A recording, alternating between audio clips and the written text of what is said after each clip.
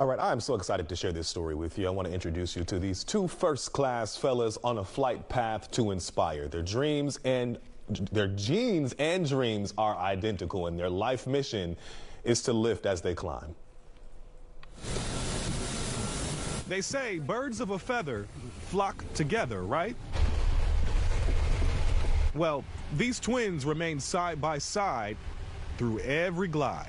The goal was to always do life together in a form or fashion, to be at the same airline, to be a flight crew the way we had been able to 4 times. We didn't expect it to be that way, and then for it to have an amount of an impact on others, we didn't foresee that either. Wait on some of the numbers to come back. Jamil and Jalal Paw's aviation dreams took off at only 4 years old on their first flight from New Jersey to Miami, and now decades later, they're United Airlines pilots. Just truly humbled and beyond blessed is really, that's the only way I could put it, because on paper it does not make sense for me to be standing here, or either of us for that matter. On paper, the Bureau of Labor Statistics says less than 4% of commercial pilots are black. For that reason, And good afternoon, ladies and gentlemen. My name is Captain Paul, assisted by First Officer Paul.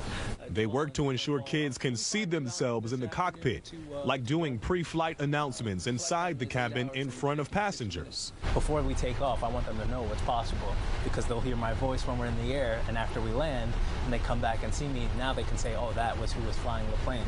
We always wish we had an aviator who would look like us, tell us those things. Usually they didn't resemble us, and so usually when they're saying you'll be a great pilot one day, it's like, it's cool, but when they actually look like you and they're now telling you the same thing, it's a little bit more digestible. Aviation experts say nearly half of commercial pilots will be at the mandatory age of 65 in the next 15 years, and there are very few from the younger generation to replace them.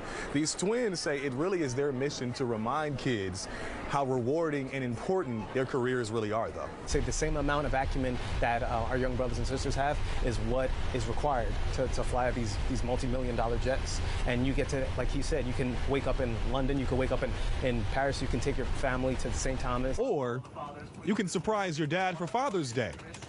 We wanted to make sure that all the passengers made it on board. And fly him, literally, from New Jersey to Miami. My twin brother, who happens to be our first officer today, our father is the one that's the last person on board here. So we're going to be flying with him today down to Florida. It's more than a pleasure, an absolute blessing to say the least.